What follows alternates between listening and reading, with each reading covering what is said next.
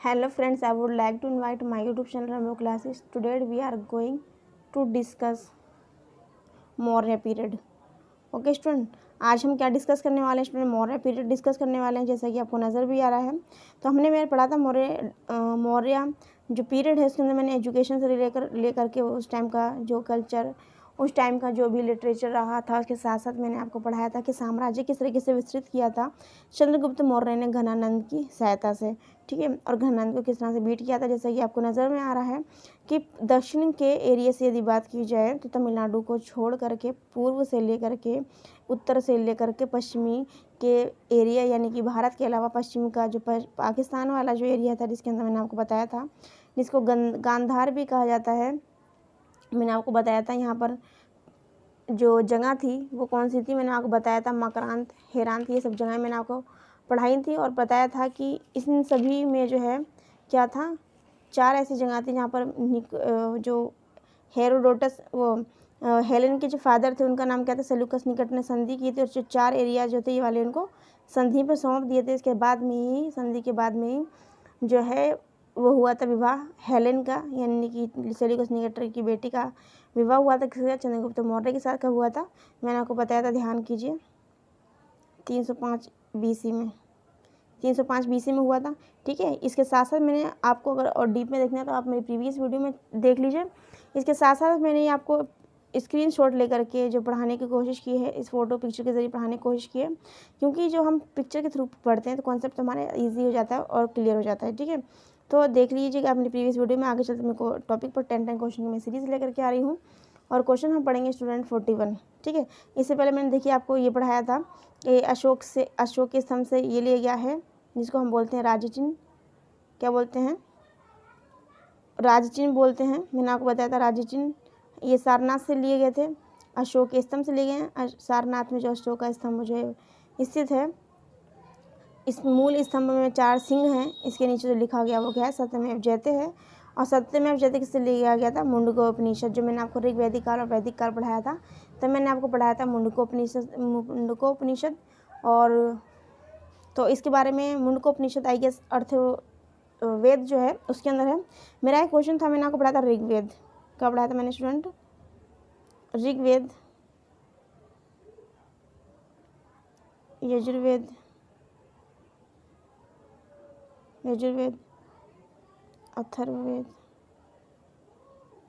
अथर्ववेद और सामवेद.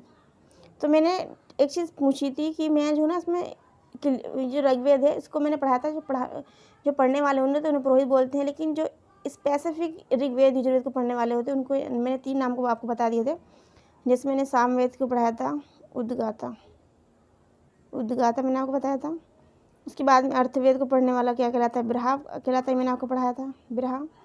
यजुर्वेद को पढ़ने वाला उधरवयु कहलाता है, उधरवयु. राइटिंग देखिए साफ नहीं आ रही, मैं भी कोशिश करती हूँ. उधरवयु. और मैंने पढ़ाया था ऋग्वेद. के अंदर क्योंकि मेरे माइंड के अंदर उस टाइम नहीं आ रहा था ऋग्वेद को पढ़ने वालों क्या कहते हैं. मैंने आपसे कहा था कमेंट बॉक्स में आप चाहें तो इसको लिख सकते हैं, आप बताइएगा कमेंट बॉक्स में. मैंने आपको कहा था तो ये था होता. क्या था स्टूडेंट? होता कहा जाता है इसको, हो की मात्रा और त्या होता. ठीक है, तो मैं इसको जो है ना माइंड से क्या हुआ था, ऋग्वेद को पढ़ने वाला क्या होता, होता. ये माइंड से स्कीप हो रहा था. आप चाहें तो इसका स्क्रीनशॉट भी ले सकते हैं. एक बार दोबारा बता देती हूँ. ऋग्वेद को पढ़ने वाला क्या था, होता. यजुर्वेद को पढ़ने वाला उधरवयु. अर्थवेद को पढ़ने वाला बिरहा. सामवेद को पढ़ने वाला उद्गाता. मैं आपको यहाँ पे हिंदी लैंग्वेज करना नहीं सिखा रही हूँ, बल्कि आपको सिखा रही हूँ सोशल स्टडी के अंदर हिस्ट्री पढ़ा रही हूँ. आपको लोगों की इनकी राइटिंग सही नहीं आ रही है, इसमें मिस्टेक हो रही है, आप इसे समझ जाइए. ठीक है, आप अपने कॉन्सेप्ट को क्लियर कीजिएगा. ओके, जब हम हिंदी में बात करेंगे, हिंदी पढ़ाएंगे, हिंदी सब्जेक्ट पढ़ाएंगे, तब वहाँ पे पूरी कोशिश करेंगे उस चीज़ पर ध्यान देने की. ओके, आगे देखिए मैंने आपको क्या पढ़ाया था. मैंने आपको बताया था कि चाणक्य यही वे व्यक्ति हैं जिनकी मदद से जो है घनानंद को बीट किया गया था चंद्रगुप्त मौर्य द्वारा. और किसकी सहायता से? चाणक्य की सहायता से. और चंद्रगुप्त मौर्य के शासनकाल में इनको बनाया गया था प्रधानमंत्री. क्या बताएं, बनाया गया था इनको बनाया गया था प्रधानमंत्री. इसके साथ साथ ये चाणक्य भी थे. मैंने आपको पढ़ाया था कि तक्षशिला विश्वविद्यालय में क्या थे, ये विद्वान थे. एक क्या एज ए टीचर थे. उस टाइम टीचर नहीं कहा करते थे, बल्कि चाणक्य कहा करते थे. इसके साथ साथ ये हवन वगैरह भी कर लिया करते थे। तो ये क्या थे, चाणक्य थे। तो वहाँ पर जितने भी कार्य जो हुआ करते धार्मिक, ये वही क्या करते थे, चंद्रगुप्त कह रही, चाणक्य, जिनका नाम विष्णुगुप्त और कौटिल्य था। आगे समझेंगे। मैंने आपको बताया था सांची का ये स्तूप ये जो है कहाँ है, एमपी में है। तो ये भी अशोक के द्वारा निर्मित है। मौर्य काल के मैंने कुछ क्वेश्चन आपको डिस्कस करवाया था, 10 क्वेश्चन की सीरीज लेके आ रही, 41 क्वेश्चन को हम डिस्कस करेंगे। तो देखिए 41 क्वेश्चन, ये 40 क्वेश्चन हमारा लास्ट था, 40 क्वेश्चन हमारा लास्ट था। देखिए एक बार रिकॉल करवा देती हूँ 40 क्वेश्चन को। देखिए एक बार 40 क्वेश्चन दिख रही है, जूम करना पड़ेगा थोड़ा सा। 40 क्वेश्चन देखिए एक बार 40 क्वेश्चन में मैंने आपको क्या पढ़ाया था। आते हैं अपने टॉपिक पर, एक बार रिकॉल करवाती हूँ कि अशोक के धर्म का एक सैद्धांतिक पक्ष नहीं था। अशोक के धर्म का सैद्धांतिक पक्ष नहीं था। तो क्या नहीं था, पहला क्या लिखा, अहिंसा, जिसे लिखा मनसा वाचा कर्मणा, व्यवहार में संयम, और सी में लिखा सभी के साथ समान व्यवहार, और क्या था बाद में, पापों से भय। तो इसमें से हमें क्या करना है कि अशोक के जो धर्म से संबंधित जो सिद्धांत हैं उनको याद करना चाहिए। तो मैंने बताया था आपको, अहिंसा यानी कि हिंसा ना करना, व्यवहार में संयम रखना यानी एकदम से एग्रेसिव ना हो जाना, पापों से भय, पापी से नहीं बल्कि पापों से भय, पापों से मतलब बुरे कार्य करने से भय। जो तीसरा ऑप्शन है हमें समझ में आ रहा कि ये नहीं होगा। तो इसमें लिखा सभी के साथ समान व्यवहार नहीं करना। मैंने आपको नीचे लाइन में समझाया था, इन्होंने क्या कहा था, एक बार देखेंगे। उन्होंने कहा था कि देखिए एक बार,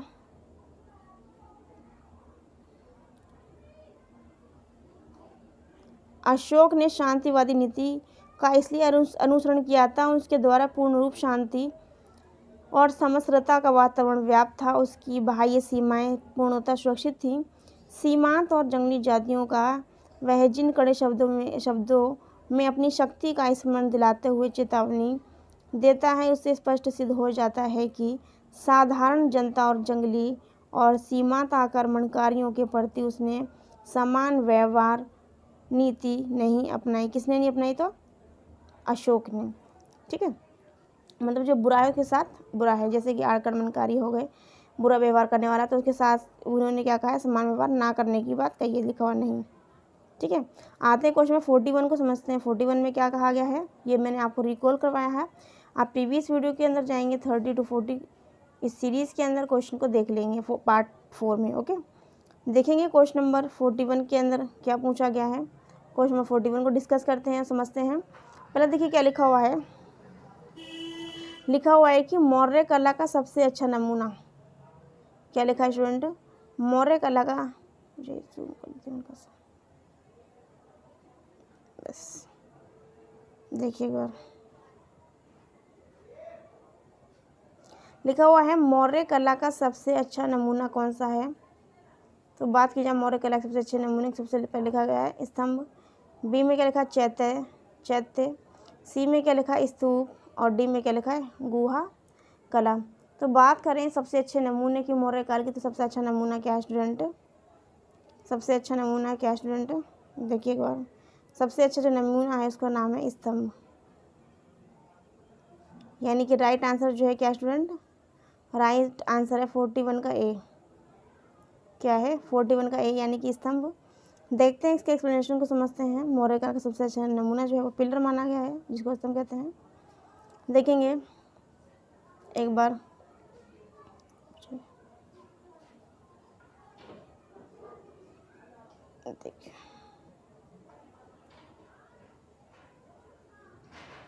देखिए एक बार मैं कलर ले लेती हूँ। मौर्यकालीन कला का उत्कृष्ट प्रदर्शन अशोक के पिलर में, अशोक के स्तंभ में दिखाई पड़ता है। मथुरा और चुनार की पहाड़ियों से लाकर लाल बलुए पत्थरों में से स्तंभ बनाए गए थे। तो ये भी क्वेश्चन आता है कि लाल बलुआ पत्थर जो स्तंभ जो बनाए गए हैं, स्तंभ जिसमें मैंने बताया था पिलर जो है वो किस पत्थर से बनाए और कहाँ से लाए गए हैं। तो मथुरा और चुनार की पहाड़ियों से लाकर लाल बलुआ पत्थर में से स्तंभ बनाया गया, पिलर बनाया गया। यह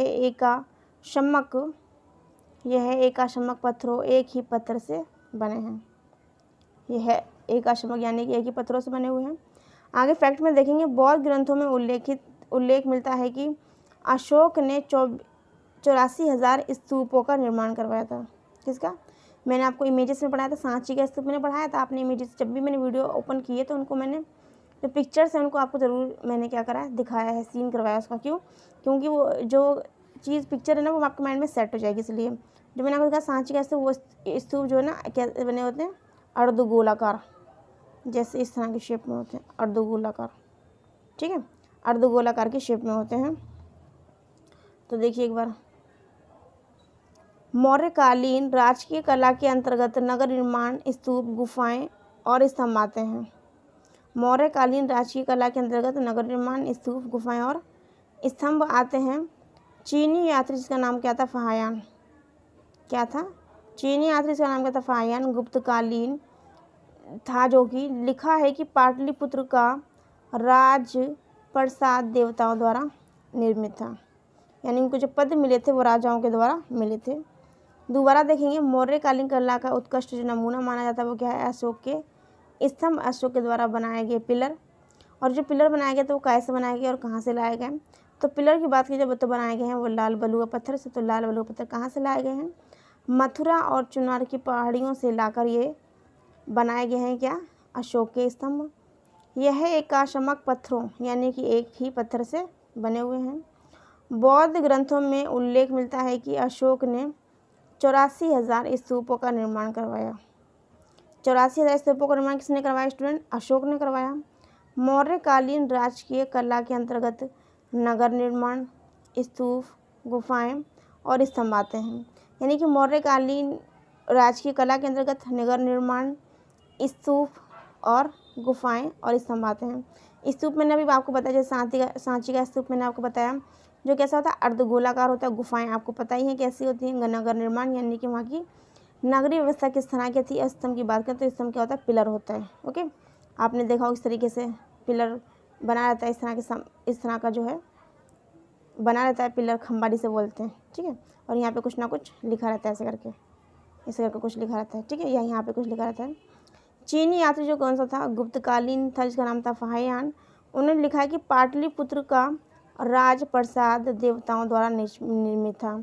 कि राज प्रसाद मतलब जो उनकी पोजीशन थी वो किसके द्वारा निर्मित थी, देवताओं द्वारा। देवता किससे कहा गया, राजा को कहा गया है।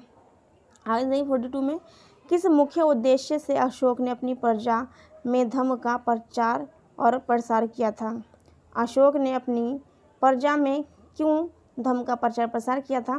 पहला देखेंगे, लिखा हुआ बौद्ध धर्म के प्रचार हेतु, ब्राह्मण धर्म को हतोत्साहित करने के लिए, ब्राह्मण धर्म का बायकॉट करने के लिए, या फिर नवीन धर्म की स्थापना के लिए,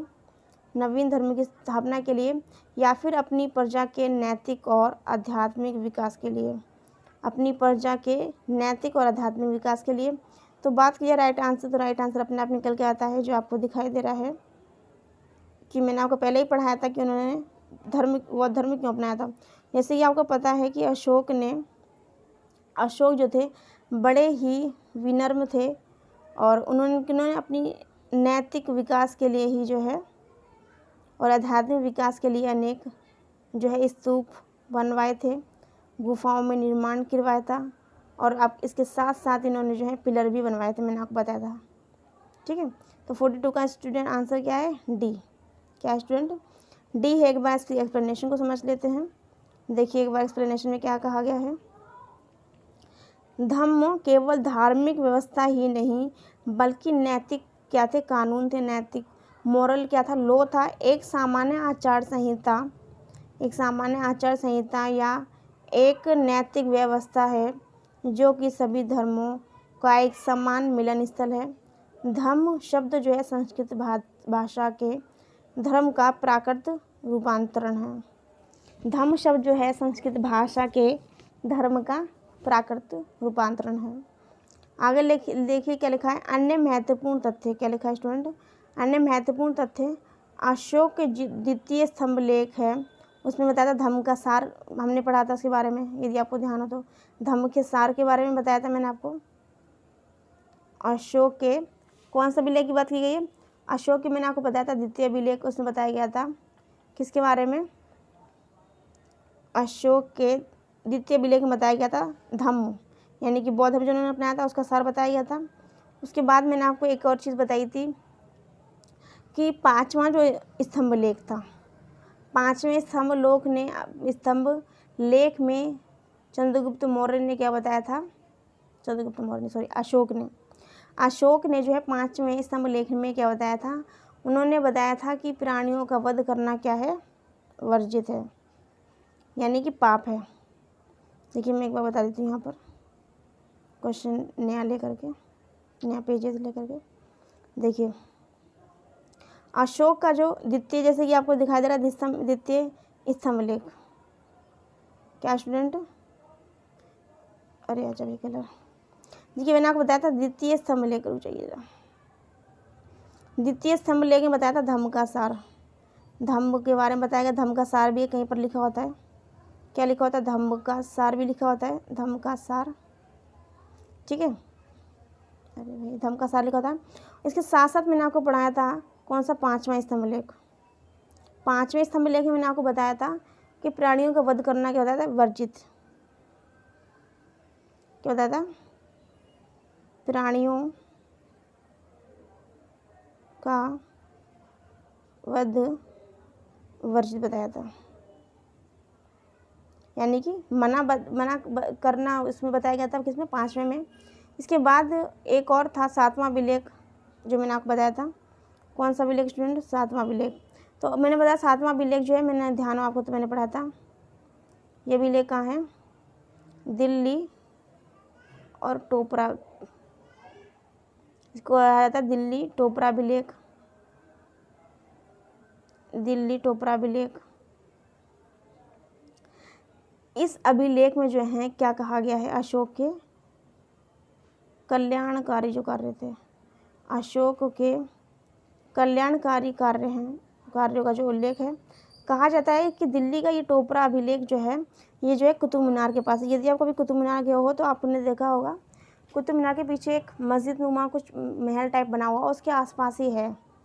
यदि आपने मूवी देखी है, क्या बोलते हैं वो कौन सा गाना है, आमिर खान की मूवी, वो काजोल का जो मूवी है, उसमें देखा होगा आपने, कैसे है वो सॉन्ग, बारिश इस तरीके से कुछ करके है, हो जाऊँ दिल में फना, ये सब कुछ समथिंग करके जो है, तो वहाँ पर वो दिया हुआ भी है, उस मूवी में वो सीन भी दिया हुआ, दिल्ली टोपरा का जो अभिलेख है, जो कि अशोक के टाइम का है, उस हो गया 7वां स्तंभ लेख है, अशोक के टाइम का। उसमें क्या लिखा हुआ, कल्याणकारी राज्यों की बात की गई है 7वें अभिलेख में। उसके बाद में मैंने आपको बताया था कि 5वें अभिलेख में क्या कहा गया है, कि प्राणियों का वध क्या है, वर्जित है। प्राणियों के 5वें अभिलेख में बताया कि प्राणियों का वध करना जो है क्या है, एक पाप माना गया है, तो इसको मना किया गया। और द्वितीय में बताया था कि मैंने द्वितीय में सेकंड में बताया था, अशोक ने धम्म के बारे में जिक्र किया है, धम्म के बारे में, या फिर धम्म का सार भी कह सकते हैं इसको, धम्म का क्या कह सकते हैं, धम्म को अगर आएगा कि द्वितीय अभिलेख में क्या है, ये देखो ऑप्शन में आया धम्म, तो धम्म लिख देंगे। ये पूछा गया है द्वितीय अभिलेख में धम्म का सार है या नहीं, तो धम्म का सार आ जाएगा। दोनों ऑप्शन जो है पॉजिटिव हैं, ओके, नेगेटिव नहीं है। दोनों में से कोई आप, अगर आप एक भी टिक करते हैं तो ये तो क्या है, ये क्वेश्चन आपका राइट होगा। लेकिन धम्म और सार जो है आपके जो है साथ में ही होना चाहिए ऑप्शन के, ओके। तो हमने समझा किसके बारे में, 7वां स्तंभ लेख, इसके साथ दूसरा स्तंभ लेख और 5वां विलेख। दोबारा बता देती हूँ आपको, करवा देती हूँ, देखिए एक बार दोबारा से। मैंने आपको बताया 7वां जो अभिलेख वो दिल्ली टोपरा अभिलेख इसको कहा जाता है। ये जो है स्टूडेंट कहाँ पे, दिल्ली के कुतुब मीनार में स्थित है। यदि आपको ध्यान हो आप जा सकते हैं वहाँ पर और इस बारे में देख सकते हैं, या आप चाहें गूगल से भी देख सकते हैं। दिल्ली टोपरा अभिलेख जो स्टूडेंट, इसमें क्या बताया गया है, अशोक द्वारा किए गए कल्याणकारी राज्यों का जिक्र है, ठीक है। इसके बाद में मैंने आपको बताया सेकंड वाला अभिलेख, जो उसमें क्या बताया, धम्म के सार के बारे में बताया, कि धम्म आखिर है क्या है, उसका जो है मीन्स बताया गया है पूरी तरीके से, उसका जो है कंक्लूजन बताया गया है धम्म सेकंड में, ठीक है। 5वां जो स्तंभ लेख है उसमें क्या बताया गया है, 5वें स्तंभ लेख में मैंने बताया था कि प्राणियों का वध जो है क्या है, वर्जित है। प्राणियों का वध कैसा है स्टूडेंट, उसको नहीं करना चाहिए, इसको बैन लगाया दिया था किसने, अशोक ने। तो ये थे हमारे जो स्तंभ लेख थे, 7वां स्तंभ लेख जो कि दिल्ली में है, दूसरा स्तंभ लेख, दूसरा जो स्तंभ लेख है उसमें धम्म का सार के बारे में बात की गई है। 5वां विलेख है उसमें प्राणियों के वध का जो है वर्जित बताया गया है, ओके। आगे चलते हैं क्वेश्चन नंबर पर, देखते हैं क्वेश्चन हमारा कौन सा है। क्वेश्चन नंबर 42 के एक्सप्लेनेशन पे हम थे, 42 के एक्सप्लेनेशन में देखिए एक बार आते हैं। क्वेश्चन नंबर 42 की एक्सप्लेनेशन, देखिए क्वेश्चन नंबर 42 के एक्सप्लेनेशन को। देखिए यहाँ पे हमें पता चल गया, हमने पढ़ा कि धार्मिक व्यवस्था नहीं है, धर्म केवल धार्मिक व्यवस्था ही नहीं अपितु एक नैतिक कानून है, एक सामान्य आचार संहिता या फिर एक नैतिक व्यवस्था है जो कि सभी धर्मों का एक समान मिलन स्थल है। धम्म शब्द है संस्कृत भाषा का ही है, संस्कृत भाषा का शब्द है जो कि प्राकृत भाषा का क्या है, रूपांतरण है। अशोक के द्वितीय अभिलेख जो है इसमें धम्म के बारे में जानकारी मिलती है। अशोक के 12वें शिलालेख में क्या मिलता है, धम्म की सार वृद्धि, धम्म की सार वृद्धि पर जोर दिया है 12वें शिलालेख में। लेकिन हमने अभी पढ़ा था कि दूसरे अभिलेख में उसके सार के बारे में लिखा है, लेकिन यहाँ पे क्या, सार वृद्धि, वर्ड दोनों ही क्या डिफरेंस है, सार अलग है और सार वृद्धि अलग है। ओके, आगे देखिए कि लिखिए, सार वृद्धि का तात्पर्य अपने धर्म की उन्नति के साथ साथ अन्य धर्मों की उन्नति। देखिए कितना डिफरेंस है। सार वृद्धि का मीन्स क्या है, अपने धर्म की उन्नति के साथ साथ दूसरे के धर्मों की भी उन्नति या फिर विकास करना। दोबारा पढ़ लेंगे एक बार। धर्म केवल एक धार्मिक व्यवस्था ही नहीं अपितु एक क्या है, नैतिक कानून है, और ये क्या, सामान्य आचार संहिता या फिर एक नैतिक व्यवस्था भी है जो कि सभी धर्मों का एक समान मिलन स्थल है। धम्म शब्द जो है संस्कृत भाषा के धर्म प्राकृत का रूपांतरण है। अशोक का जो द्वितीय स्तंभ लेख, इसमें धम्म के बारे में जानकारी दी जाती है, या फिर कहा जाए धम्म का सार के बारे में कहा जाता है द्वितीय में। ठीक है, द्वितीय स्तंभ लेख में बात की जाए 12वें शिलालेख की, ये स्तंभ लेख है द्वितीय और ये क्या है, शिलालेख है। ये भी आपको ध्यान रखना, ये क्या है, शिलालेख और ये क्या है, स्तंभ लेख। ठीक है, तो ये भी आपको ध्यान रखना है। तो 12वें शिलालेख में क्या कहा गया, धम्म की सार वृद्धि पर जोर दिया गया है। सार वृद्धि का क्या मीन्स है, क्या तात्पर्य है सार वृद्धि का। सार वृद्धि का तात्पर्य है कि अपने धर्म की उन्नति के साथ साथ अन्य धर्मों की भी उन्नति करने की कामना करना। ओके, क्वेश्चन में 42 होता है कंप्लीट। आगे चलते हैं क्वेश्चन 43 पर। इसके बाद हमारे स्टूडेंट क्वेश्चन बचते हैं 7। 43 क्वेश्चन पे देखेंगे और समझेंगे 43 क्वेश्चन को। देखिए क्वेश्चन नंबर 43 क्या स्टूडेंट, क्वेश्चन नंबर 43 को समझेंगे एक बार, दोबारा से देखेंगे क्वेश्चन 43 को। देखिए क्या कहा गया है 43 में। 43 में कह रहे हैं कि बौद्ध धर्मों के प्रसार के लिए, क्या स्टूडेंट, बौद्ध धर्म के प्रसार के लिए अशोक ने एक अधिकारी की नियुक्ति की थी। अशोक ने एक अधिकारी की नियुक्ति की थी, उसका नाम क्या था, इसको क्या कहा जाता था। पहला क्या लिखा हुआ है, देखिए पहला क्या लिखा है स्टूडेंट, पहला लिखा है रज्जुक, और इसको रज्जुक भी कहा जाता है। अगर आपको ध्यान हो तो मैंने पढ़ाया था अशोक के बारे में, और मैंने आपको पढ़ाया था ग्रामीण अधिकारी मैंने आपको पढ़ाया था। तो मैंने पढ़ाया था अशोक के टाइम में, अशोक के शासनकाल में जो ग्रामीण अधिकारी हुआ करता था, जो मैंने आपको बताया था, गाँवों से हर तरह का, गाँवों से टैक्स लेने से लेकर ज़मीन को नापने से लेकर के ज़मीनें पाने की व्यवस्था, साफ सफाई से लेकर विभिन्न प्रकार के कार्यों का जो समन्वय किया जाता था, वो कौन था, ग्रामीण अधिकारी था। तो ग्रामीण अधिकारियों को क्या कहा जाता था, आपको ध्यान होता, रज्जुक। क्या कहा जाता था स्टूडेंट, मैंने आपको बताया था रज्जुक कहा जाता था उसको। तो ये हमारा ऑप्शन ए जो होता है यहीं कट हो जाता है। उसके बाद में आता है यूथ मैंने आपको कुछ पढ़ाया नहीं है। उसके बाद में आता है सी अमात्य, तो मैंने आपको पढ़ाया था सप्तांग सिद्धांत में ये वर्ड था अमात्य। राजा के बाद में मैंने आपको पढ़ाया था अमात्य, तो ये वर्ड हमारा कट हो जाता है, क्योंकि अमात्य जो है 7 जो सिद्धांत थे, मैंने आपको बताया था, जो बुक लिखी थी अर्थशास्त्र, जो बुक लिखी थी कौटिल्य के द्वारा, उसके अंदर कौटिल्य ने सप्तांग सिद्धांत दिया था। उस सप्तांग सिद्धांत के जो तत्व थे उसमें से राजा के बाद में अमात्य जो है दूसरा स्थान था। और यहाँ पर पूछी गई है अशोक के अधिकारियों की बौद्ध धर्म के प्रसार के लिए, तो ये अमात्य भी कट हो गया। और आप ऑटोमेटिक जो है राइट आंसर पे आते हैं, तो राइट आंसर इसका क्या होगा स्टूडेंट, डी। क्या होगा स्टूडेंट, डी, यानी कि धर्म महामात्र। क्वेश्चन को दोबारा समझेंगे। बौद्ध धर्म के प्रसार के लिए अशोक ने एक अधिकारियों की नियुक्ति की थी, जिनको किस नाम से जाना था। पहले लिखा रज्जुक, मैंने आपको बताया रज्जुक किसे क्या करते हैं, मैंने आपको बताया कि अशोक के टाइम में जो ग्रामीण अधिकारी हुआ करते थे, ज़मीन जायदाद जो ज़मीन के नापतोल के साथ साथ टैक्स वसूली से लेकर के साफ़ सफाई से लेकर के गांव की जो पेय व्यवस्था जो थी, पानी से लेकर के हर तरह की सुख सुविधाओं, जैसे तरह वर्तमान समय में नगर पालिका काम करती है, उस तरह के जो कार्य क्या करते थे वो थे ग्रामीण अधिकारी, जिनको अशोक के टाइम में रज्जुक कहा जाता था, मैंने आपको बताया था। ठीक है, और मैंने आपको पढ़ाया था अर्थशास्त्र के जो कौटिल्य के द्वारा लिखी गई पुस्तक जो है अर्थशास्त्र में उसी ग्रामीण अधिकारी को मैंने बताया था आपको अग्रनोमोई कहा जाता था। अर्थशास्त्र की बुक इसके अंदर जो ग्रामीण अधिकारी था उसे कहा जाता अग्रोनोमोई। अग्रोनोमोई क्या कहा जाता स्टूडेंट? अग्रोनोमोई कहा जाता था ग्रामीण अधिकारी को, और रज्जु कहा जाता था अशोक के टाइम में। किसके टाइम में स्टूडेंट? अशोक के टाइम में कहा जाता था, मैंने आपको बताया था। ठीक है, उसके बाद मैंने आपको पढ़ाया था इंडिका, जो किसने लिखी थी? मैगस्नीज ने लिखी थी। मैगस्नीज ने जो ग्रामीण अधिकारी थे उसको क्या कहा था? अध्यक्ष।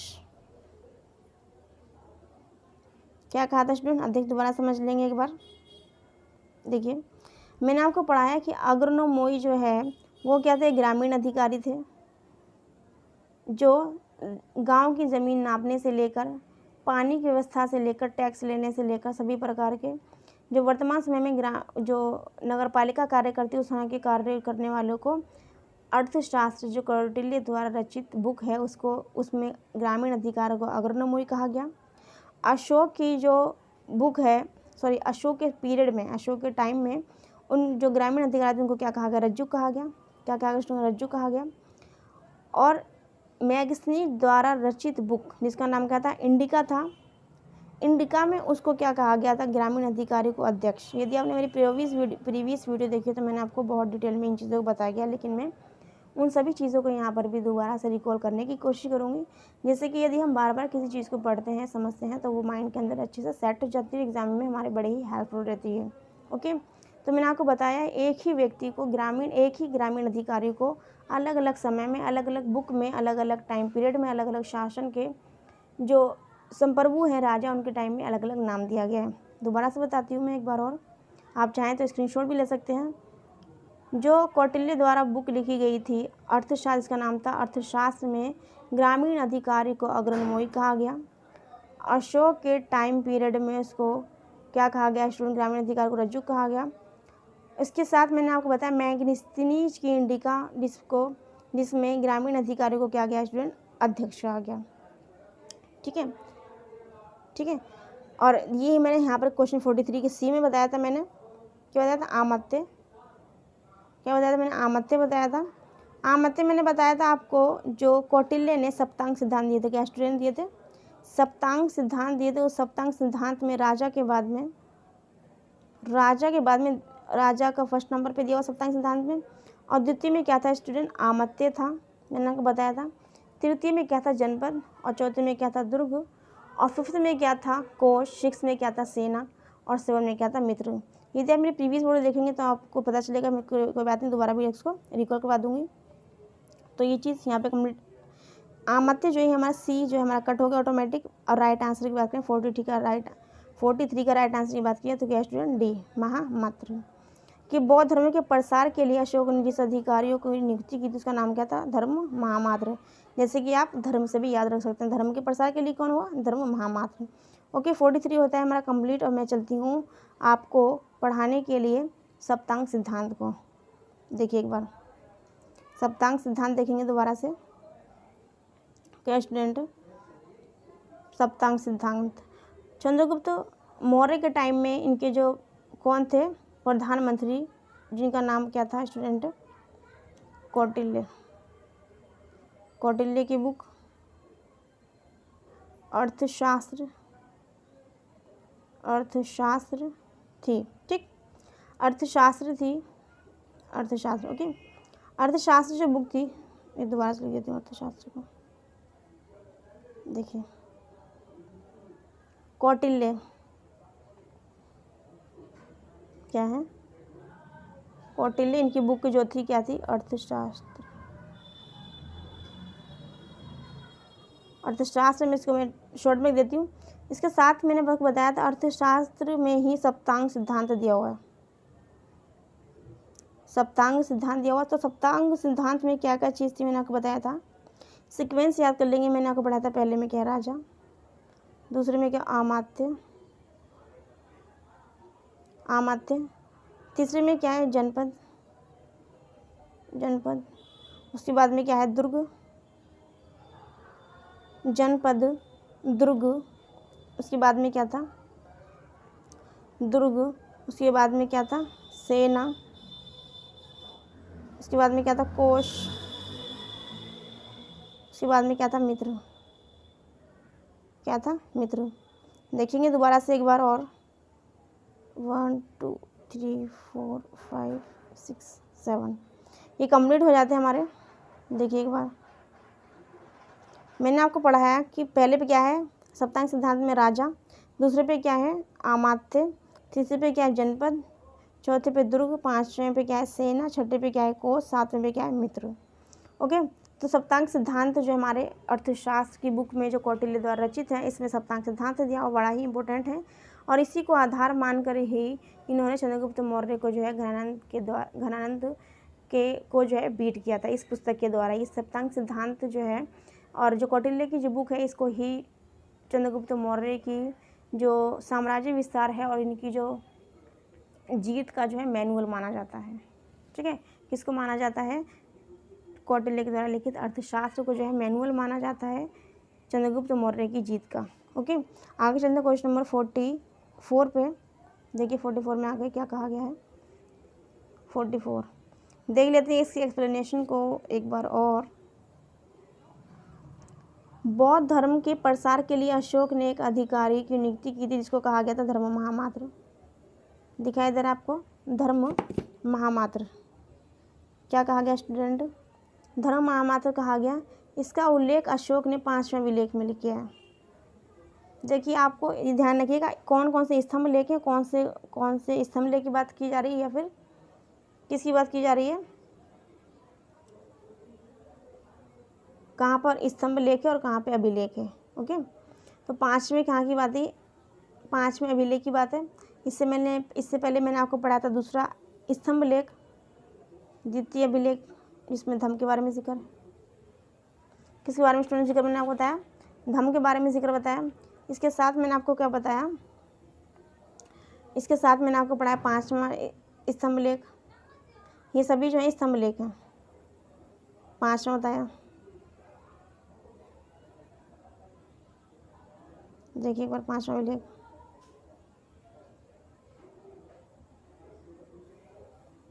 पांचवा अभिलेख मैंने आपको बताया। 5वें अभिलेख में मैंने आपको बताया था कि उन्होंने क्या बताया था, प्राणियों का वध करना वर्जित, प्राणी वध वर्जित बताया 5 नंबर पे।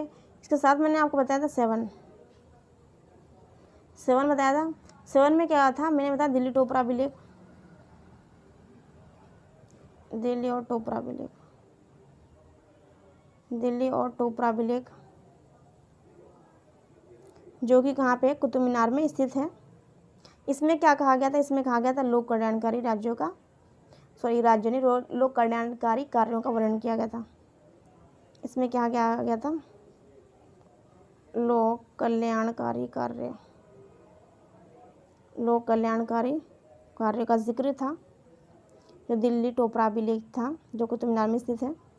देखिए दोबारा से, सेकंड में क्या बताया, धम्म के बारे में बताया। बौद्ध धर्म का जो धम्म था, जो अशोक ने धम्म की नीति अपनाई थी कलिंग के बाद में बताया, मैंने आपको बताया था। कलिंग वर्तमान समय के उड़ीसा में हुआ था 261 BC में।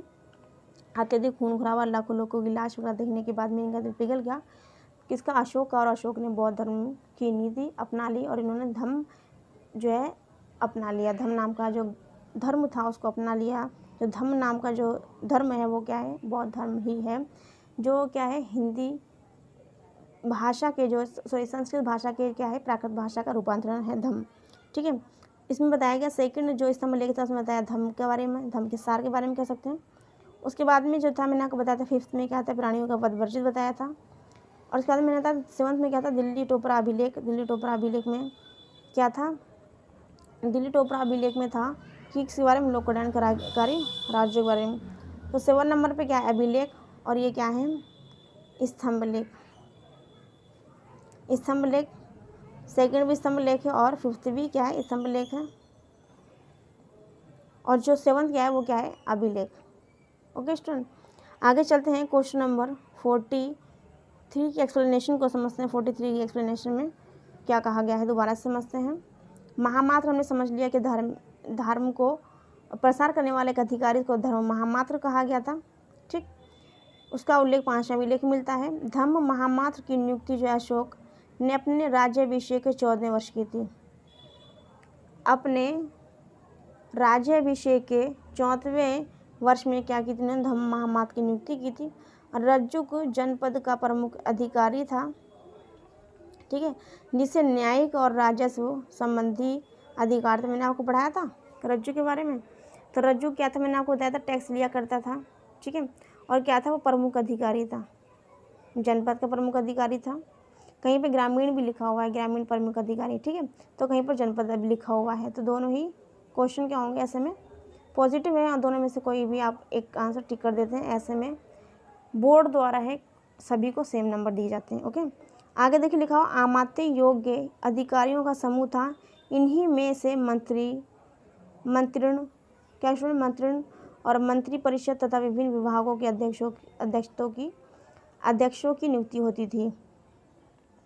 दोबारा से देखें एक बार, धम्म महामात्र की नियुक्ति अशोक ने अपने राज्याभिषेक के 14 वर्ष की थी। अपने राज्याभिषेक के 14वें वर्ष जो है धर्म की प्रचार के लिए किसने, अशोक ने धर्म महामात्र की नियुक्ति की थी। रज्जुक जो था स्टूडेंट क्या था, वो टैक्स वसूला करते थे। इसके साथ साथ जितने भी न्यायिक जो कार्य थे और उसके साथ साथ राजस्व जो कार्य थे टैक्स लेने का और न्यायिक कार्य थे, वो क्या करते थे, उनको जनपद का प्रमुख अधिकारी कहा जाता था। आमात्य जो थे योग्य अधिकारियों का एक समूह था। इन्हीं में से मंत्री और मंत्री परिषद तथा विभिन्न विभागों के अध्यक्षों की नियुक्ति होती थी। जिस तरह से वर्तमान समय में क्या है, मंत्रिमंडल है, ठीक है, उसी तरीके से उस टाइम पर क्या हुआ करता था, आमात्य क्या हुआ करता था स्टूडेंट, आमात्य था। जैसे मैंने आपको बताया था, राजा के बाद में सेकंड नंबर पे क्या था, आमात्य था। और आमात्य जो है सप्तांग सिद्धांत का ही एक क्या है, तत्व है, और जो कि दूसरे नंबर पे आता है, राजा के बाद में द्वितीय नंबर पर आता है। ओके, आगे चलते हैं क्वेश्चन 44 को समझते हैं। 44 में क्या कहा गया है, इसके बाद हमारे पास हैं 6 क्वेश्चन। देखिए 44 पे आते हैं और 44 को समझते हैं।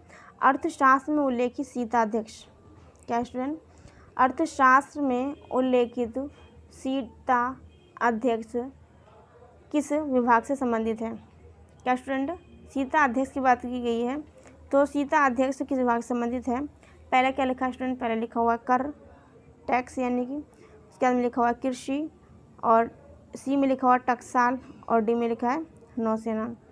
तो बात की जाए इसके राइट आंसर की, तो इसकी सीता अध्यक्ष की, तो राइट आंसर देखिए क्या है, क्या है स्टूडेंट, सीता अध्यक्ष, क्या स्टूडेंट, देखिए अर्थशास्त्र में उल्लेखित सीता अध्यक्ष, क्या सीता अध्यक्ष किस विभाग के अध्यक्ष थे, तो वो पहले लिखा हुआ कर, बी में लिखा हुआ कृषि, सी में टकसाल और डी में नौसेना। तो ये क्या थे, कृषि। सीता नाम की लड़की कृषि करती थी, गांव में लड़कियां कृषि करती हैं। तो आप ऐसे क्या करेंगे, ट्रिक बना लेंगे, माइंड के अंदर से सेट हो जाएगी। ओके, आगे चलते हैं। 44 के आंसर की बात की जाए, 44 का जो आंसर स्टूडेंट क्या है, बी। 44 के आंसर की बात की जाए तो 44 का आंसर क्या है स्टूडेंट, बी है। 44 की एक्सप्लेनेशन पे चलते हैं और समझते हैं 44 की एक्सप्लेनेशन को। देखिए एक्सप्लेनेशन में क्या कहा गया है, लिखा हुआ सीता अध्यक्ष, क्या स्टूडेंट, सीता अध्यक्ष राजकीय कृषि विभाग का अध्यक्ष हुआ करता था। राज्य की ओर से सिंचाई का समुचित प्रबंध इसे सेतुबद्ध कहा जाता था। जो कृषि विभाग का अध्यक्ष होता था उसे केवल सीता अध्यक्ष कहा करते थे, कृषि विभाग का अध्यक्ष। और जो सिंचाई का समुचित प्रबंध किया करते होता था उसे बोलते थे सेतुबद्ध। से सिंचाई, सौ से सिंचाई और से सेतुबद्ध। और यहाँ पे लिखा सीता और यहाँ पे लिखा कृषि। तो सीता क्या करती थी, कृषि करती थी। तो जो कृषि करेगी तो कृषि करते करते वो क्या बन जाएगी, अध्यक्ष बन जाएगी। तो ऐसे आप ट्रिक वाइज यूज़ अपने माइंड के सेट कर सकते हैं। आगे देखेंगे, लिखा हुआ अर्थशास्त्र में धान की फसल को सबसे उत्तम और गन्ने की फसल को सबसे निकृष्ट बताया था। अर्थशास्त्र जो कि कौटिल्य द्वारा लिखित पुस्तक है। धान की फसल को जो है सबसे उत्तम बताया गया। तो मैंने आपको बताया था धान की किस्म किस तरह की होती है, ठीक है।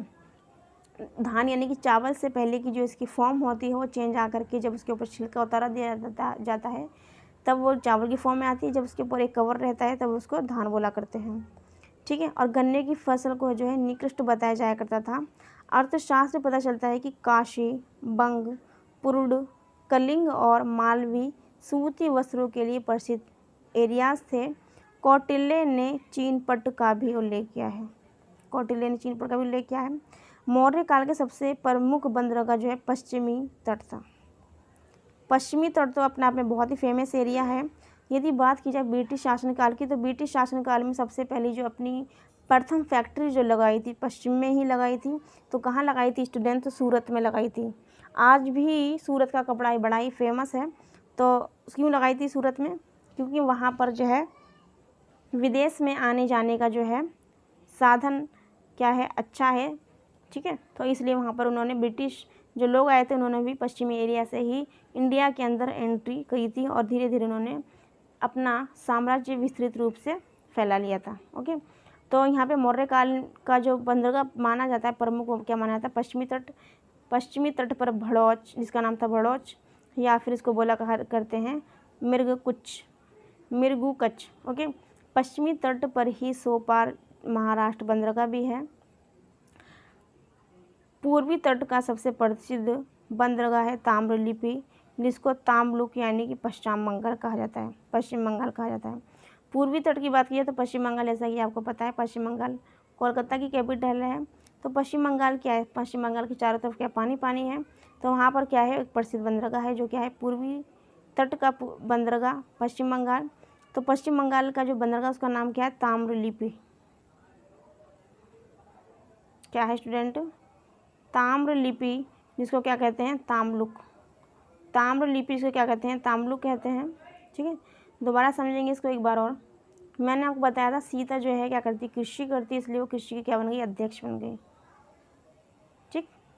कृषि क्या बन गई? राज्य की अध्यक्ष बन गई। तो आपको सीता को किससे कनेक्ट करना है? कृषि से। ओके, आगे देखेंगे राज्य की ओर से सिंचाई की समुचित व्यवस्था जिसे करते थे उसे बोलते हैं सेतुबंध। से मैंने बताया सिंचाई और से बताया सेतुबंध। तो आपको इसमें कोई कन्फ्यूज़न नहीं होगा, आप ऐसे याद कर सकते हैं ट्रिक वाइज। अर्थशास्त्र में धान की फसल को सबसे उत्तम बताया गया है और गन्ने की फसल को क्या बताया गया? निकृष्ट बताया है। अर्थशास्त्र से पता चलता है कि काशी, बंग, पुरुड, कलिंग और मालवा सूती वस्त्रों के लिए क्या है? प्रसिद्ध एरिया है। कौटिल्य ने चीनपट का भी उल्लेख किया है। मौर्य काल का सबसे प्रमुख बंदरगाह जिसे बोलते हैं पश्चिमी घाट। पश्चिमी घाट में क्या है? भड़ौच। क्या है? भड़ौच है, जिसको क्या कहा जाता है? भरगुकच भी कहा जाता है। पश्चिमी तट पर सोपारा, पश्चिमी तट पर सोहरा महाराष्ट्र के मुंबई की कैपिटल है, ठीक है। सॉरी, महाराष्ट्र की कैपिटल मुंबई है, सॉरी महाराष्ट्र कैपिटल मुंबई है। और उसके बाद में महाराष्ट्र बंदरगाह भी जो है पश्चिमी तट में सम्मिलित है। बात की जाए पूर्वी तट की, किसकी? पूर्वी तट की। तो पूर्वी तट जो है सबसे प्रसिद्ध जो बंदरगाह है उसका नाम है ताम्रलिप्ति। क्या स्टूडेंट? ताम्रलिप्ति है, या उसका नाम, उसको दूसरा नाम भी क्या कहा गया? ताम्लुक कहा जाता है, जो कि पश्चिम बंगाल में स्थित है। क्वेश्चन हमारे होते हैं 44 कंप्लीट। आगे चलते हैं क्वेश्चन नंबर 45 पे समझते हैं। क्वेश्चन नंबर 45 को देखिए एक बार। क्वेश्चन नंबर 45, उसके बाद में बचते हैं हमारे क्वेश्चन कितने? उसके बाद में हमारे बचते हैं 5 क्वेश्चन। देखेंगे एक बार 45वीं एक्सप्लेनेशन को। धर्म शब्द का रूपांतरण, इसको बोला गया है धम, जो कि मैंने बताया अशोक ने कलिंग युद्ध के बाद में जो है स्वीकार किया था। और धम्म जो है बौद्ध धर्म का ही रूप है। और ये जो है धम्म जो है हिंदी भाषा के प्राकृत भाषा का एक रूप है, धम्म जिसे कहा गया है। तो धम्म शब्द का रूपांतरण धम्म संबंधित है किससे? संस्कृत से, पाली भाषा से, या फिर प्राकृत भाषा से, या फिर अपभ्रंश से। तो मैंने भी आपको पढ़ाया था क्या? प्राकृत। क्या स्टूडेंट? मैंने आपको पढ़ाया था प्राकृत भाषा से। तो इसका राइट आंसर की बात की जाए तो राइट आंसर क्या स्टूडेंट? सी, यानी कि 45 का राइट आंसर की बात की जाए तो क्या है? सी। इसकी एक्सप्लेनेशन को समझते हैं, 45 की एक्सप्लेनेशन को। धम्म शब्द जो है संस्कृत भाषा के धर्म का प्राकृत भाषा का रूपांतरण है। धम्म शब्द जो है संस्कृत भाषा के धर्म का प्राकृत भाषा में रूपांतरण है। अशोक के द्वितीय स्तंभ लेख जो है धम्म के बारे में है, जानकारी देता है। D.R. भंडाकर महोदय अशोक के धम्म को उपासक धर्म कहते हैं। रोमिला थापर के अनुसार अशोक का धम्म उसकी निजी कल्पना थी जो उसने प्रशासनिक उद्देश्यों को ध्यान में रखकर बनाई थी। बौद्ध ग्रंथ जिसका नाम है महावंश के अनुसार धम्म प्रचार के लिए अशोक ने कई देशों में क्या किया था? प्रचार किया था। मैंने आपको बताया था। संघमित्रा उनकी क्या थी? बेटी थी, और महेंद्र जो था उनका बेटा था। इन दोनों को उन्होंने श्रीलंका भेजा था, आपको ध्यान हो मैंने आपको पढ़ाया था, ठीक है। दोबारा देखेंगे। धम्म जो शब्द है संस्कृत भाषा के धर्म का प्राकृत भाषा में रूपांतरण है।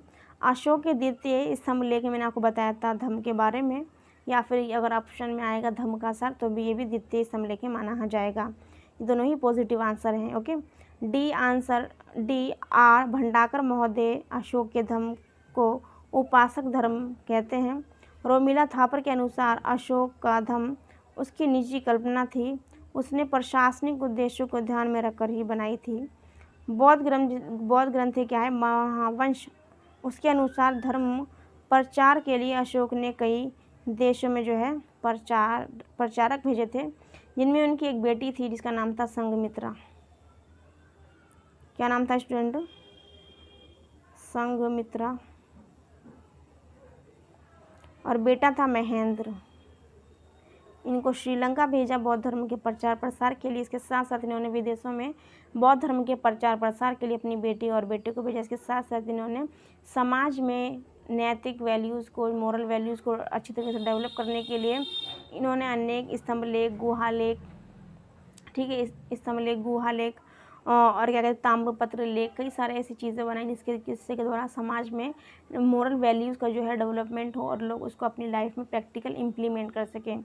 ओके, आगे चलते हैं क्वेश्चन नंबर 46 पर और देखते हैं क्वेश्चन नंबर 46 में क्या कहा गया है।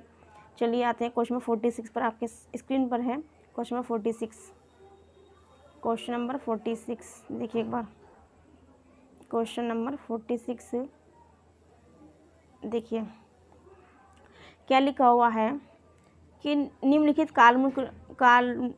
निम्नलिखित घटनाओं को काल क्रम के अनुसार सजाइए। दिए गए कूट का उपयोग करते हुए उपयुक्त विकल्प का चयन कीजिए। पहला क्या स्टूडेंट? कनिष्क का राज्याभिषेक। क्या स्टूडेंट? पहला है कनिष्क का राज्याभिषेक, उसके बाद में क्या है? कलिंग युद्ध, उसके बाद में चंद्रगुप्त द्वितीय का राज्यकाल और अशोक की मृत्यु। जैसे कि मैंने आपको दिखाई दे रहा है कि जो थर्ड है चंद्रगुप्त द्वितीय के बारे में मैंने अभी आपको दिया, आपने मेरी प्रीवियस वीडियोस देखी होंगी। जो चंद्रगुप्त मौर्य द्वितीय का भी मैंने कहीं पर डिस्कस नहीं किया है, इसके बारे में कुछ नहीं बताया है। मैंने सिर्फ यहाँ पे चंद्रगुप्त मौर्य के ही बारे में बताया है, ठीक है, और ना ही मैंने कनिष्क के बारे में पढ़ाया था। तो सबसे पहले हम आते हैं किस पर? सबसे इसके राइट आंसर की बात की जाए तो इसका राइट आंसर होना चाहिए पहले कलिंग। मैंने आपको बताया था कलिंग युद्ध हुआ था, तो पहले अशोक आया, उसके बाद में कलिंग युद्ध हुआ, तो एक दिन तो डेथ होनी जाएगी उनकी। मैंने आपको बताया था कलिंग युद्ध हुआ था 261 BC में। 261 BC में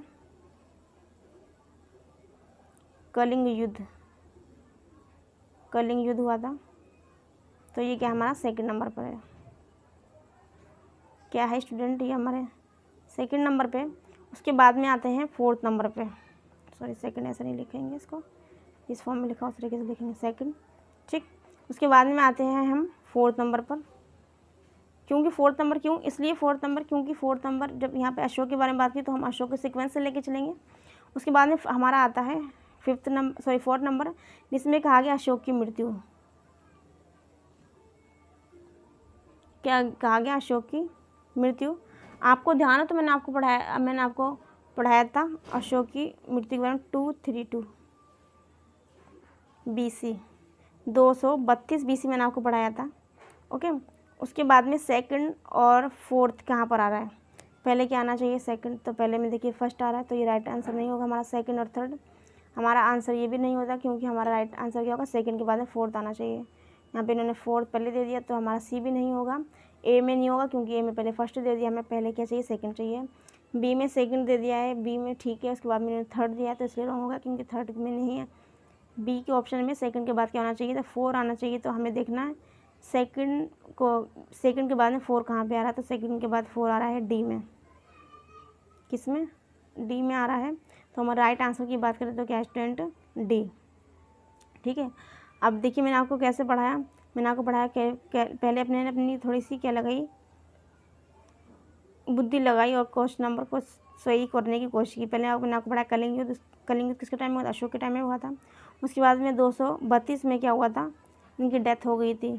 तो हम अगर इन चारों पॉइंट को ना, अगर हमें नहीं पता हो, कई बार ऐसा होता है एग्ज़ाम में कुछ चीज़ें हमसे रह जाती हैं जो हम नहीं पढ़ पाते हैं जल्दी की वजह से, या किसी भी रीज़न से हो जाती है इस तरह से, तो हम इस क्वेश्चन को इजी वे में कैसे कर सकते हैं। कई बार ये क्वेश्चन बड़ा ही प्रॉब्लमेटिक हो जाता है, क्योंकि जब हमें इसके अगर हमें एक पता है ऑप्शन और दूसरा नहीं पता है, यदि आपको 4 ऑप्शन में से 2 भी पता है, तो आपको बड़ी ही ईजी वे में आपको कर पाएंगे इस क्वेश्चन को। जैसे मैंने आपको पढ़ाया कलिंग के बारे में, अशोक के बारे में मुझे पता था, तो मैंने इसके और सभी जो आंसर जो हैं इसी में सम्मिलित हैं, उनको मैंने ईजी वे में कर लिया है।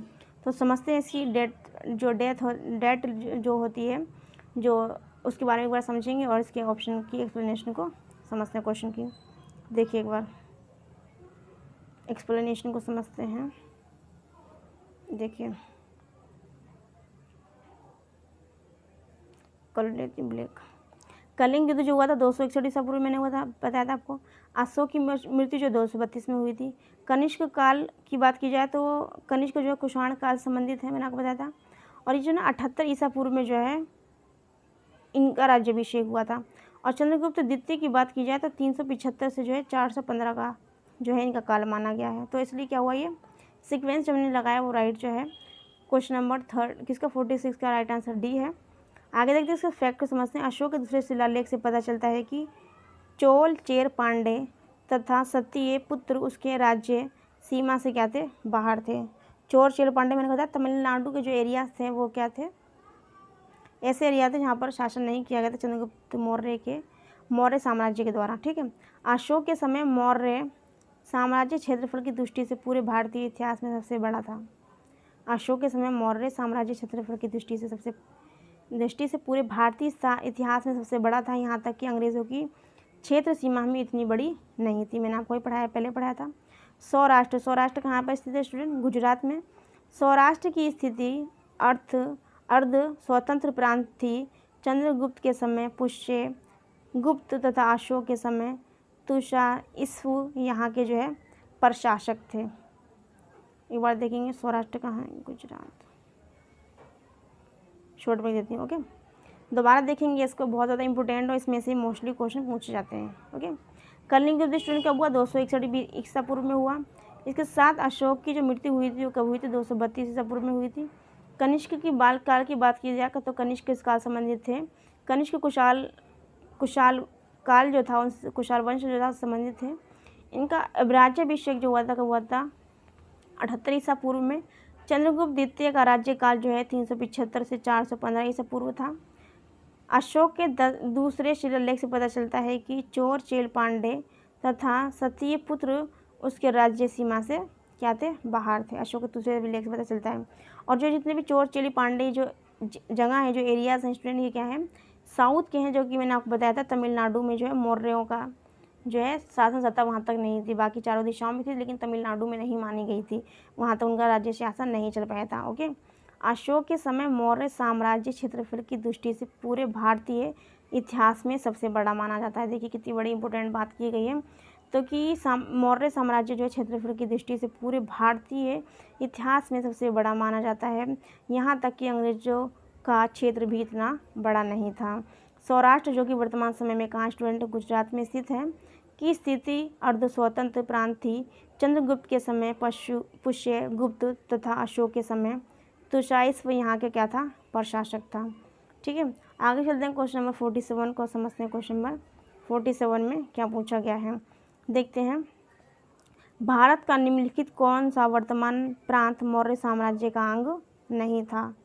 कौन सा स्टूडेंट, भारत का निम्नलिखित कौन प्रांत वर्तमान में मौर्य साम्राज्य का अंग नहीं था? नहीं पूछा गया यहाँ पे, नहीं। ठीक है, क्या पूछा गया है? नहीं था।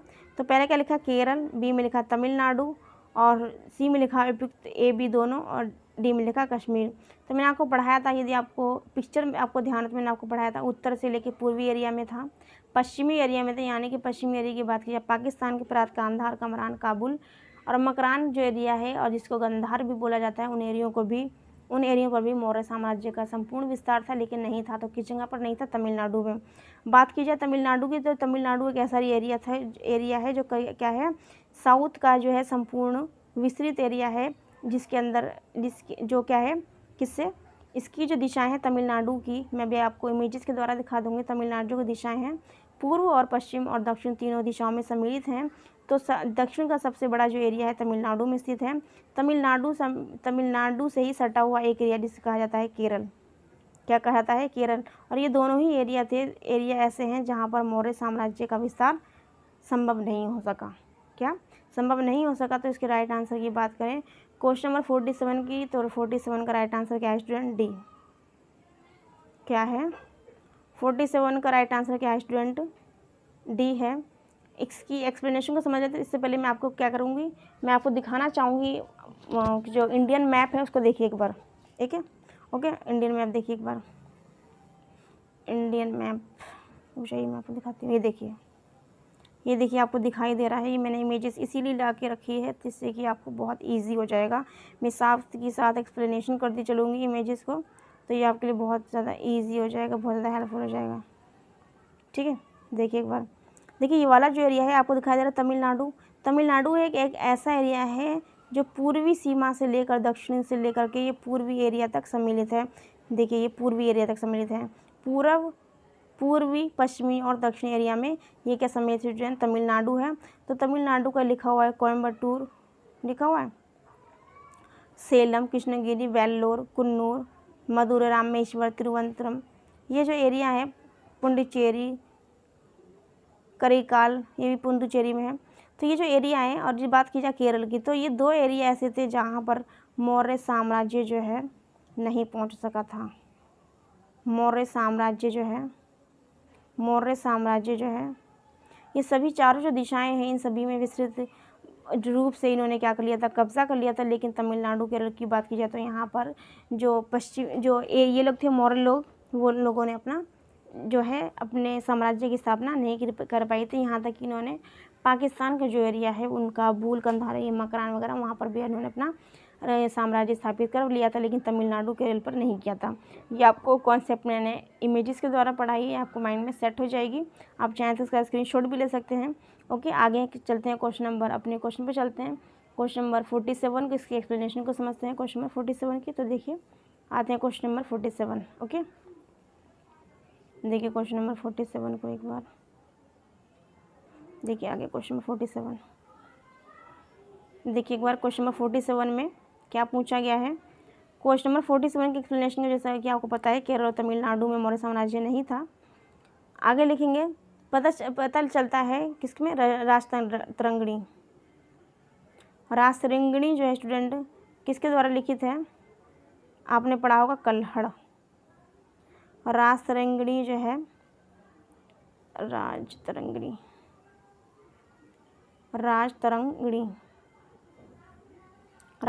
किसने लिखी है? स्टूडेंट? कल्हड़। किसने लिखी है? राजतरंगिणी लिखी गई कल्हड़ के द्वारा। तो कल्हड़ राजतरंगिणी जो है ना, उसमें पता चलता है कि कश्मीर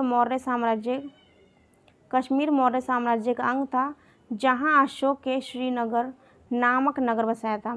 जो श्रीनगर वर्तमान समय में श्रीनगर और जम्मू है ना, तो वहाँ पर जो है जम्मू की कैपिटल क्या है? श्रीनगर। ठीक है, तो अशोक ने ही श्रीनगर नामक नगर बसाया था। अशोक के द्वितीय शिलालेख से पता चलता है कि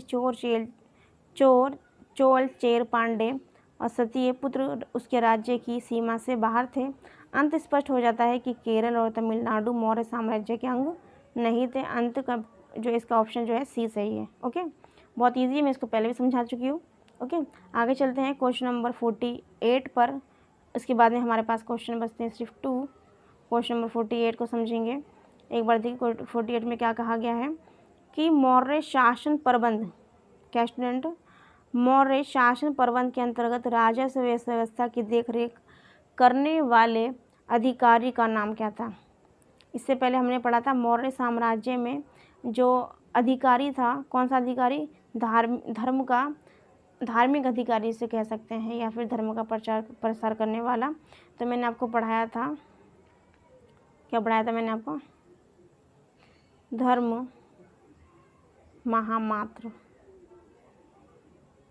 धर्म महामात्र मैंने स्टूडेंट आपको पढ़ाया था। ध्यान हो आपको कि जो मैंने बताया था बौद्ध धर्म के प्रसार के लिए अशोक ने इस अधिकारी की नियुक्ति की थी, उसका नाम क्या, धर्म महामात्र था। तो यहाँ पर पूछा गया राजस्व व्यवस्था की देखरेख, यानी कि जो टैक्स आता है, कितना टैक्स किसके पास है, इस तरह की जो व्यवस्था थी इसको देखरेख करने वाला अधिकारी था। तो वो कौन था, पहले लिखा हुआ समाहर्ता, और बी में लिखा हुआ है अर्थाध्यक्ष, बी में क्या लिखा है स्टूडेंट, अर्थाध्यक्ष, सी में क्या लिखा है सन्निधाता, और डी में लिखा है इसमें से कोई नहीं। तो इनमें से कोई नहीं तो आंसर नहीं हो सकता, यानी कि हमारे पास बचते हैं कितने, 3 ऑप्शन बचते हैं। और उसके बाद में लिखा हुआ है बी में देखें तो अर्थाध्यक्ष, तो ये भी नहीं हो सकता, अर्थाध्यक्ष नाम का कोई अध्यक्ष नहीं होता है। उसके बाद में हमारे पास बचते हैं समाहर्ता और सन्निधाता। तो राइट आंसर की बात की जाए तो राइट आंसर क्या है, ए, क्या है, समाहर्ता। ये जो अधिकारी जो टैक्स वगैरह की देखरेख करता है, ठीक है, जो फाइनेंस मिनिस्टर जिसे कहा जाता है वर्तमान समय में, तो वो कौन था, समाहर्ता। ठीक है, किसके टाइम में, अशोक के टाइम में। ओके, आगे चलते हैं। इसके साथ साथ मैंने आपको पढ़ाया था फौजदारी और दीवानी मामले पढ़ाया था। मैंने पढ़ाया था फौजदारी मामलों को क्या कहा जाता था, कंटक शोधक का जो जज हुआ करता था, जिसे मजिस्ट्रेट कहते हैं, उसको बोलते थे परदेष्टा। आपको ध्यान हो तो मैंने आपको पढ़ाया था, परदेष्टा बोलते हैं, परदेष्टा थोड़ी टाटा मोटा बनेगा, परदेष्टा बोलते हैं उसको। जो फौजदारी यानी कि कंटक शोधक जो मामले होते हैं उनको देखने वाला अशोक के टाइम के ही ये क्या है, जज हैं, उनके नाम ही रखे गए थे। इसके साथ साथ मैंने आपको पढ़ाया था क्या, दीवानी मामले। और दीवानी मामले के अंदर जो दीवानी मामले वर्तमान समय में जिसको दीवानी मामला कहा गया है, उसका जो नाम था अशोक के टाइम में धर्मस्थीय था। दीवानी मामलों क्या कहा गया था, धर्मस्थीय। और धर्मस्थीय जो है दीवानी मामले इसके अंदर आया करते थे। दीवानी मामले जैसे कि फैमिली डिस्प्यूट वगैरह हो गया, इसके साथ साथ और भी जितने भी मामले वगैरह हो गए। लेकिन मर्डर वगैरह के जो मामले हुआ करते थे वो कंटक शोधक यानी फौजदारी में हुआ करते थे।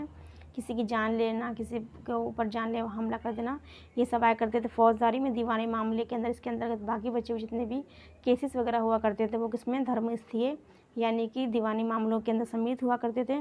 जो दीवानी मामले या फिर धर्मस्थीय जिसे कहा गया है, वहाँ का न्यायालय, धर्मस्थीय जो न्यायालय था उसका जो जज था उसका नाम मैंने आपको पढ़ाया था, आपको ध्यान हो तो, उस जज का नाम था धर्मस्थ। बस थोड़े थोड़े वर्ड की डिफरेंस है, वरना ये चीज़ सेम है। एक बार देख लीजिए, अगर इसमें डिफरेंशिएट मैंने करके बताया था इसमें क्या का डिफरेंस था। यहाँ पर जो दीवानी न्यायालय जो था उसको धर्मस्थीय बोला गया था, धर्मस्थीय।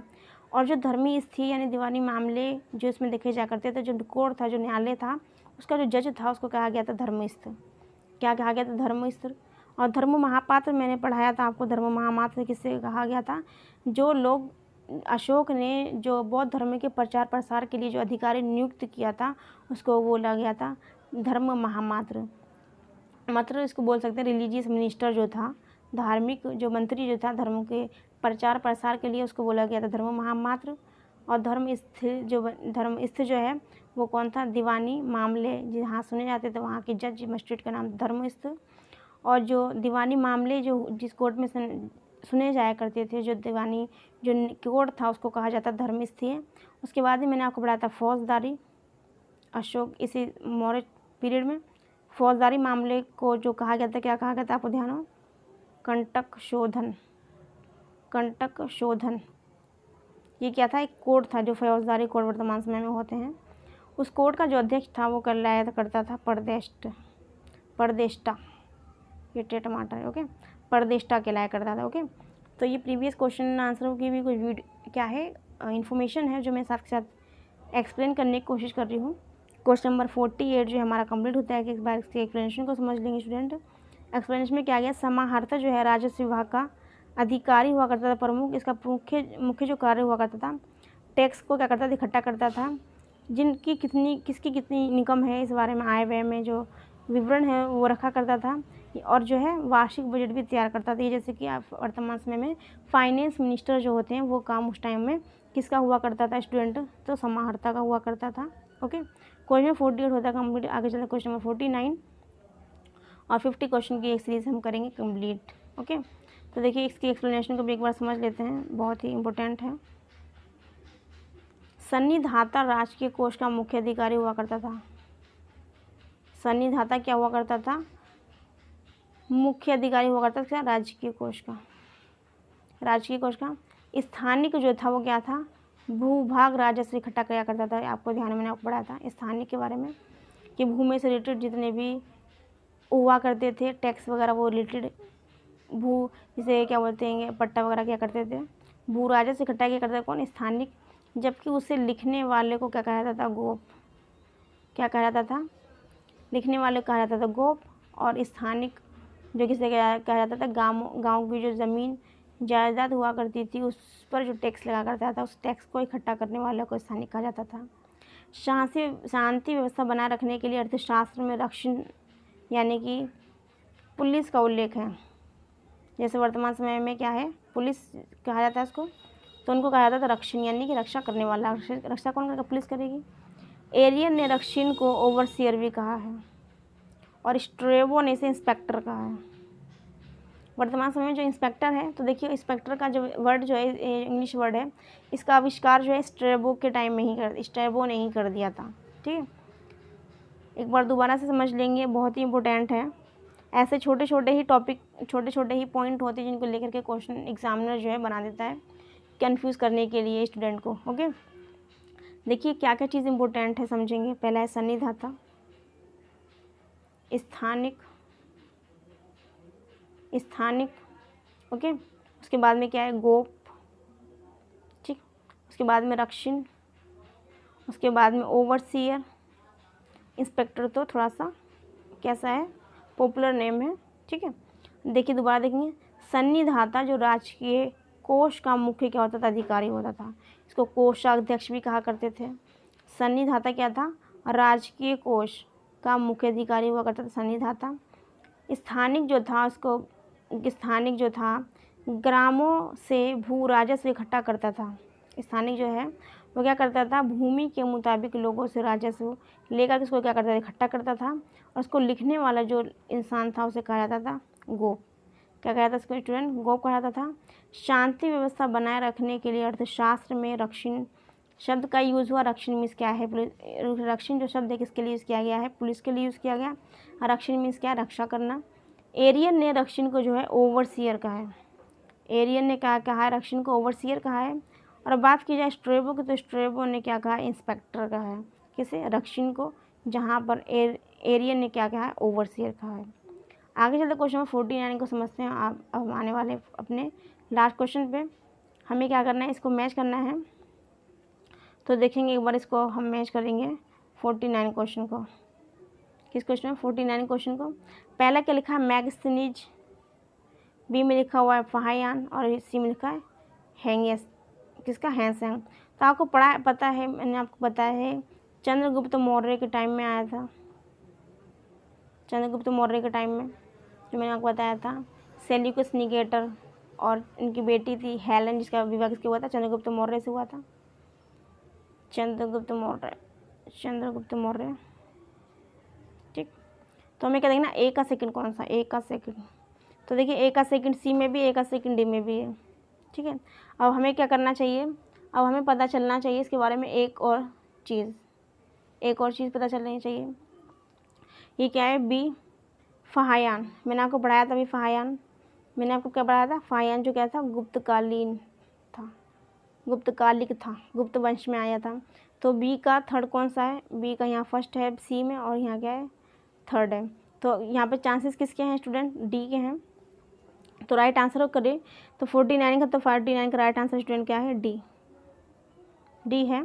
सी का पहला हेनसांग जो है पुष्यमित्र सुंग, जो मैंने आपको बताया था पुष्यमित्र से रिलेटेड है। मैगसनी चंद्रगुप्त मौर्य आपको पढ़ाती आ रही हूँ मैं। फाहियान जो है गुप्त वंश थे। देखिए आपने गुप्त वंश में भी पढ़ा, फाहियान भी पढ़ा, लेकिन आपने इसको अंडरस्टूड नहीं किया होगा। अब वही क्वेश्चन आ गया, आपके सामने आ गया। तो देखिए मैं आपको जो कुछ भी पढ़ा रही हूँ बड़ी ही ऑथेंटिक बुक से पढ़ा रही हूँ, और ज़्यादातर इसमें जितने भी क्वेश्चन हैं देखिए सारे के सारे क्वेश्चन प्रीवियस क्वेश्चन पेपर में पूछे हुए हैं। तो आप ये मत सोचिए कि ये क्वेश्चन जो है अपने आप में कैसे क्वेश्चन है, प्रीवियस क्वेश्चन रिलेटेड है। ज़्यादातर ये क्वेश्चन वही हैं जो इम्पोर्टेंट हैं और जो बार बार जो मल्टीपल टाइम एग्जाम में पूछे जाते हैं। तो देखिए कैसे कैसे क्वेश्चन छोटे छोटे पॉइंट से लेकर के उठा करके रख देते हैं बनाने के लिए। तो एग्जामिनर क्या करता है, इन सभी चीज़ों से लोगों को कन्फ्यूज़ करके उनकी अंडरस्टैंडिंग लेवल चेक करता है, और उसी के द्वारा ही हमें एज ए टीचर, तभी तो हम क्रिएट हो पाएंगे एज ए टीचर के फॉर्म में। ठीक है, आगे चलते हैं। क्वेश्चन नंबर 49 का हमारा आंसर क्या है, डी है। क्वेश्चन 49 की एक बार एक्सप्लेनेशन को भी समझ लेते हैं। मैगसनी जो कि चंद्रगुप्त मौर्य वंश में आया था। फाहियान जो कि चंद्रगुप्त द्वितीय यानी कि गुप्त वंश के टाइम में आया था। बात की जाए हेनसांग की तो ये हर्षवर्धन के टाइम में आए थे, जो पुष्यमित्र वंश से रिलेटेड है, और ये हर्षवर्धन के काल में भारत आए थे। कौन, हेनसांग। हेनसांग का अन्य नाम जो है युवान च्वांग है, या फिर इनको श्वान च्वांग भी कहते हैं। यात्रियों के राजकुमार थे, ये क्या थे, यात्रियों के राजकुमार थे हेनसांग। मैगसनीज के अनुसार बिक्री कर ना देने वालों को मृत्युदंड दिया जाता था। मैगसनीज ने लिखी इंडिका। ठीक है, उनके मुताबिक जो लोग टैक्स नहीं दिया, बिक्री कर नहीं दिया करते थे, तो उनको क्या दिया जाता था, मृत्युदंड दिया जाता था। दोबारा से समझेंगे एक बार और। मैगसनीज ने अपने मैगसनीज जो है चंद्रगुप्त मौर्य के समय में आए थे। आपको पता सेल्यूकस निकेटर ने अपना राजदूत दे दिया था चंद्रगुप्त मौर्य को, और अपनी बेटी जो थी हेलेन का विवाह चंद्रगुप्त मौर्य से किया था, और संधि की थी जब वो पश्चिमी भाग जो है ना हारने लगे थे। ठीक है, उसके बाद में लिखा हुआ फाहियान जो कि चंद्रगुप्त द्वितीय के टाइम में आए थे, जो गुप्त वंशकालीन थे। उसके बाद में कौन है, हेनसांग जो कि हर्षवर्धन कालिक हैं, और ये क्या पुष्यभूति वंश के काल से में जो है भारत आए थे। आगे फैक्ट की बात करें, हेनसांग के जो अन्य नाम है वो कौन से, युवान च्वांग, श्वान च्वांग, और यात्रियों के रन को राजकुमार भी कहा गया है। युवान च्वांग, स्वान च्वांग और यात्रियों के राजकुमार किससे कहा गया, हेनसांग को कहा गया है। मैगसनीज क्या स्टूडेंट, मैगसनीज के अनुसार बिक्री करना देने वाले को मृत्युदंड दिया जाएगा। तो देखिए ये तो नहीं पूछेंगे, खैर मैगसनीज का जो 4th पॉइंट दिया हुआ है। बाकी हेनसांग के जो अन्य नाम है कि यात्रियों का राजकुमार, युवान च्वांग, श्वान च्वांग, तो इस तरह के जो वर्ड है ना जो पूछे जाएंगे। जैसे मैं बोल रही हूँ ना युवान च्वांग, स्वान च्वांग, तो मुझे लग रहा है जैसे मैं चाइनीज़ बोल रही हूँ मैं 6 वर्ड ज़्यादा आता है। अब इसलिए क्वेश्चन 50 पर ही हमारा आज का लास्ट क्वेश्चन 50 को देखेंगे बार। 50 क्वेश्चन को समझते हैं, आज का लास्ट क्वेश्चन 50 को। देखिए क्या लिखा हुआ, किस अभिलेख में अशोक बुद्ध धर्म और संघ के प्रति विश्वास प्रकट करता है। ये वर्ड का पता नहीं कहाँ से जाता है। अशोक बुद्ध धर्म और संघ के प्रति विश्वास प्रकट करता है। अशोक के किस अभिलेख में ये बात कही गई है, पहले लिखा हुआ रोमनदई अभिलेख, बी में लिखा मास्की अभिलेख, सी में लिखा सारनाथ समलेख, और डी में लिखा हुआ है भारबो अभिलेख। क्या लिखा है स्टूडेंट, डी में लिखा भारबो अभिलेख। तो यहाँ पे क्या लिखा, बुद्ध धर्म और संघ के प्रति विश्वास, इसके विश्वास की बात की गई है। तो कौन से अभिलेख में, तो ये स्टूडेंट है, ये कौन सी की बात की गई है, ये है डी इसका राइट आंसर। क्या है स्टूडेंट, डी इसका क्या राइट आंसर है, भारबू लघु शिलालेख। भारबू लघु शिलालेख में अशोक ने बुद्ध धर्म संघ के प्रति विश्वास प्रकट किया है। एक्सप्लेनेशन को एक बार समझ लेते हैं। देखिए एक्सप्लेनेशन में क्या गया है, भारबू जिसका नाम क्या है बैराट अभिलेख में अशोक का नाम प्रियदर्शी है। उसके साथ साथ मैंने आपको पढ़ाया था अशोक का नाम देवप्रिय भी था। इस अभिलेख में अशोक ने बुद्ध धर्म और संघ के प्रति विश्वास जो है प्रकट किया है। क्वेश्चन नंबर उसके बाद में लिखा हुआ 51, इसको भी देख लेते हैं, इस चैप्टर का लास्ट क्वेश्चन हो जाएगा। देखिए 51 क्वेश्चन में, 51 क्वेश्चन की बात की जाए तो 51 क्वेश्चन में क्या कहा गया है, अशोक के किस अभिलेख में बौद्ध धर्म के नियमों की जानकारी, यहाँ पर क्या कहा गया है।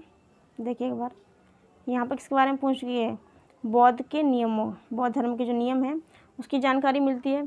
तो बौद्ध धर्म के नियमों की जानकारी की बात की जाए, पहले लिखा हुआ भारबू अभिलेख, 13वां शिलालेख, 7वां शिलालेख, उपयुक्त में से सभी। तो राइट आंसर जो है स्टूडेंट, तो इसका राइट आंसर क्या है, डी। क्या है स्टूडेंट, राइट आंसर क्या है स्टूडेंट? डी है, उपयुक्त सभी। राइट आंसर क्या स्टूडेंट? डी है। अब डी कैसे है? हमने भी पढ़ाया था भारवोभिलेख, तो इसमें हमने क्या पढ़ा था, जो अशोक ने बुद्ध धर्म जो इस्तेमाल किया था, जो इसको अपनाया था, तो अशोक के बौद्ध धर्म और संघ के प्रति विश्वास के पता चलता है। तो किसे मिलता है? भारवोभिलेख। ठीक। उसके बाद में 13वां जो शिलालेख था उसमें इन्होंने बताया था, 13वें शिलालेख में कलिंग के बारे में जिक्र किया था और बताया था कि बौद्ध धर्म एक्सेप्ट कर रहे हैं, तो इसमें बौद्ध धर्म के बारे में आ गया। और 7वां जो शिलालेख मैंने आपको बताया था, 7वें शिलालेख में मैंने आपको क्या पढ़ाया था कि जो 7वां शिलालेख है उसमें कल्याणकारी राज्यों के बारे में है। तो कल्याणकारी राज्य क्यों, किस कल्याणकारी राज्य का जो कॉन्सेप्ट वो कहाँ से लिया गया? बौद्ध धर्म से लिया गया। तो इसका राइट आंसर की बात करें 51 के, तो राइट आंसर इसका क्या है? डी।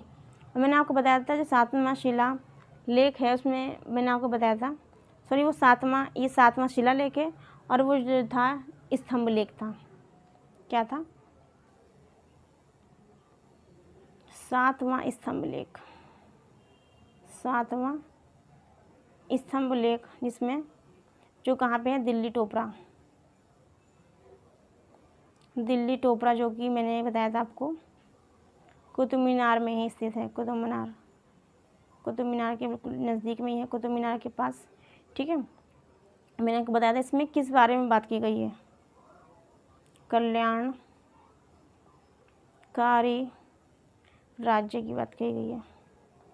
किसकी बात की गई स्टूडेंट? कल्याणकारी राज्य की बात। दोबारा देखेंगे 7वां जो लेख था जिसको बोला गया था स्तंभ लेख, और यहाँ पे 7वें शिलालेख की बात की गई है।